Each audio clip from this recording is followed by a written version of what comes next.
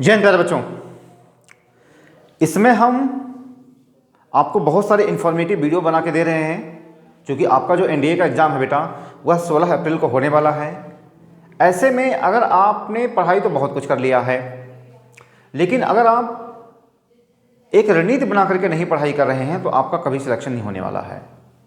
मैं अपने हर वीडियो में कहता हूं कि पढ़ने से अधिक सोचो कि आप एग्ज़ाम कैसे क्वालिफाई कर सकते हैं। भाई पढ़ता तो हर कोई है, क्योंकि ऑल ओवर इंडिया लेवल पे एग्ज़ाम होता है तो भीड़ों की कमी नहीं है पढ़ने की, पढ़ता तो हर कोई है। लेकिन कुछ ही लोग क्यों सफल होते हैं, आखिर में ऐसी वजह क्या होती है कि वो क्वालिफाई कर जाते हैं और आप नहीं कर पाते हैं? आखिर में कुछ तो वजह होगी। तो आपको पढ़ने से अधिक सोचना है कि आप एग्ज़ाम कैसे क्वालिफाई कर सकते हैं। आपको पढ़ने से अधिक ये जानना है कि आपको क्या नहीं पढ़ना है। जिस दिन आप ये सब चीज़ें समझ गए, आपने बिल्कुल इसको अच्छे तरीके से काम कर लिया, इस पर यकीन मानिए दुनिया का कोई भी माई का लाल आपको सफल होने से कोई रोक नहीं पाएगा। और इस कड़ी में दून ऑफिशियल एकेडमी आपके साथ खड़ा है। हम आपको बहुत सारे टिप्स और ट्रिक्स बता रहे हैं जो हमारा खुद का एक्सपीरियंस है, जो हमने खुद फेस किया है, जब हमने एग्ज़ाम क्वालिफाई किया कब नहीं किया। आज हम उन्हीं चीज़ों के बारे में यहाँ पे आपके साथ शेयर कर रहे हैं। तो आज का जो हमारा वीडियो बहुत ही ज़बरदस्त है कि एनडीए फर्स्ट 2023 एग्ज़ाम पैटर्न, यानी आखिर में अब जो है पैटर्न है वो एग्ज़ाम का वो बदल गया है। बदलने इन द सेंस का मतलब ये है कि जो क्वेश्चन पूछने का जो तरीका है, जो क्वेश्चन पूछने की जो वैरायटी है वो बदल गई है। क्यों? क्योंकि अब चीज़ें समय के साथ बदलती रहती हैं। अब चूँकि जो कैंडिडेट्स हैं वो भी काफ़ी ज़्यादा जो है संख्या में आ गए हैं, बहुत सारे नए नए इश्यूज़ आ रहे हैं, तो अब पैटर्न काफ़ी कुछ बदल गया है। जैसे अगर हम बात करें, मेरे पास एक रिकॉर्ड है यहाँ पे, जैसे पॉलिटी की अगर हम बात करें, अगर हम पॉलिटी की बात करें, ठीक है, तो पॉलिटी पहले बहुत कम पूछा जाता था। पहले क्या था कि पॉलिटी बहुत कम पूछा जाता था, फिर जो है पॉलिटी की संख्या बढ़ी, फिर घटी, ठीक है। तो अब क्या है कि पॉलिटी का हिस्सा कम हो गया है। अगर हम बात करें 2-3 सालों में, तो जो पॉलिटी का हिस्सा है बेटा यहाँ पे पॉलिटी,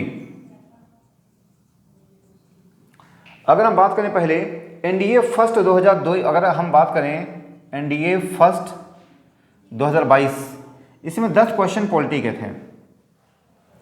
लेकिन जब एनडीए सेकेंड 2022 हमने दिया, हमने देखा एनडीए सेकेंड 2022, इसमें केवल 2 क्वेश्चन आए।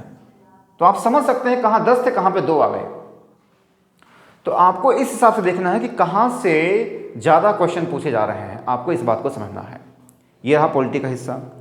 अगर हम हिस्ट्री की बात करें बेटा, अगर हम हिस्ट्री की बात करें तो पहले मॉडर्न हिस्ट्री पे ज़्यादा जोर दिया जाता था। पहले किस पे ज़्यादा फोकस था बेटा? पहले जो है मॉडर्न हिस्ट्री पे ज़्यादा फोकस होता था, मतलब इससे ज़्यादा क्वेश्चन पूछे जाते थे पहले। लेकिन अब एंशिएंट और मेडिवल से भी सवाल पूछे जाने लगे हैं, वो भी अच्छी खासी संख्या में। एंशिएंट और मेडिवल से भी पूछे जाने लगे हैं। मेरी बात समझ रही है? ये भी ध्यान रखना, ये भी एक पैटर्न बदल गया है, ठीक है। अगर हम बात करें फिजिक्स की बात करें, फिजिक्स केमिस्ट्री की संख्या बढ़ी है। अगर हम बात करें फिजिक्स की बात करें तो पहले जो है यहाँ पे 20 क्वेश्चन पहले पूछे जाते थे, अब 23 पूछे जाने लगे हैं। अगर केमिस्ट्री की बात करें बेटा तो केमिस्ट्री में पहले जो है 15 क्वेश्चन होते थे, अब जो है 17 क्वेश्चन होने, मतलब फिजिक्स केमिस्ट्री का रोल ज़्यादा हो गया। पहले लोग केमिस्ट्री उतना पढ़ते नहीं थे, उसका ज़्यादा रोल हो गया है। अगर हम इंग्लिश ग्रामर की बात करें, पहले जो है इंग्लिश ग्रामर, पहले इंग्लिश ग्रामर पे ज़्यादा फोकस रहता था, ठीक है बेटा। यहाँ पे अब जो है वोकैब पूछा जाने लगा है अच्छा खासा, इडियम्स एंड फ्रेजेस पूछा जाने लगा है। क्लियर है यहाँ तक? ठीक है। इसके बाद जो है रीडिंग कॉम्प्रिहेंशन वगैरह भी पूछा जाने लगा है अच्छी खासी संख्या में।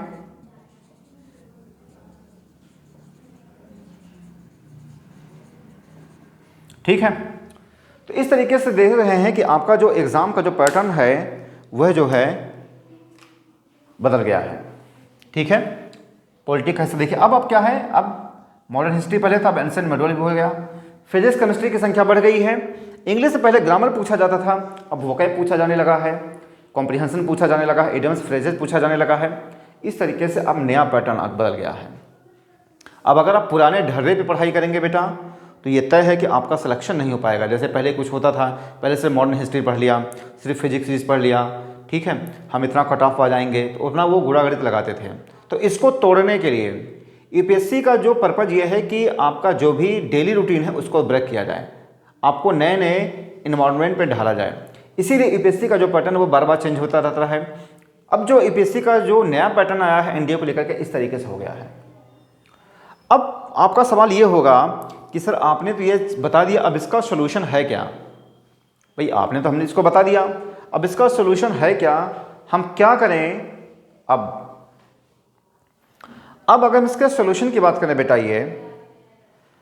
अब हम इसके सोल्यूशन की अगर हम बात करें बेटा यहाँ पे, तो आपको मैं बताऊं कि पूरा 80 से 90% आपको सिलेबस अब पढ़ करके जाना है।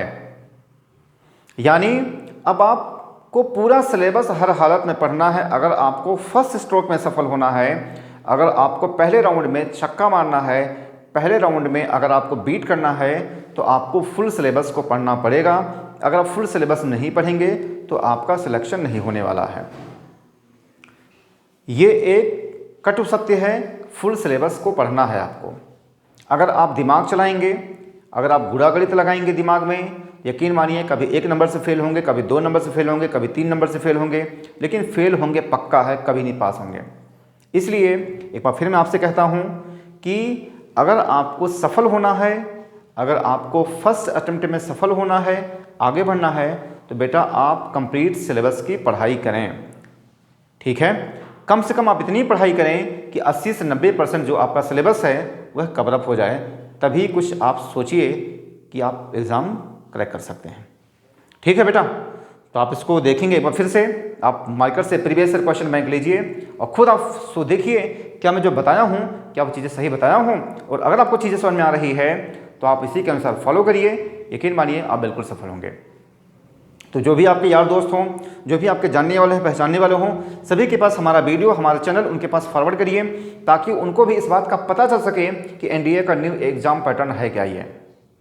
अगर आप बैल की तरह पढ़ेंगे बेटा तो आप कभी नहीं क्वालिफाई करेंगे, आपको चीज़ों को समझते हुए चलना है। ठीक है, तो सभी के पास हमारा वीडियो, हमारा चैनल उनके पास फॉरवर्ड करिए। बाकी अगर आप चैनल पर नए हैं तो आप वीडियो को लाइक करिए, सब्सक्राइब करिए, नोटिफिकेशन बेल को आप जरूर दबाइए कि जब तक आप नोटिफिकेशन बेल को नहीं दबाएंगे बेटा तब तक आपको ऐसे ज़बरदस्त कंटेंट नहीं मिल पाएंगे। बाकी एक इंपॉर्टेंट इन्फॉर्मेशन मैं हर वीडियो में कहता हूँ बेटा कि अच्छे कोचिंग का चुनाव करना बहुत ज़रूरी है आपकी सफलता में। देखिए मैं बताऊँ कि टाइम ज़्यादा इंपॉर्टेंट है। अगर हम इम्पोर्टेंसी की बात करें, time is very most important. दूसरे नंबर पे आता है पैसा, तीसरे नंबर पे आता है फ्यूचर। ठीक है, तो मतलब सबसे पहले क्या है, आपको अपने फ्यूचर पे ध्यान देना है, आपको टाइम पे ध्यान देना है। पैसे आते जाते रहेंगे। मैं क्या बताना चाहता हूँ, मैं बताना चाहता हूँ कि आपको आपकी सफलता में अच्छी कोचिंग का चुनाव होना बहुत ज़रूरी है।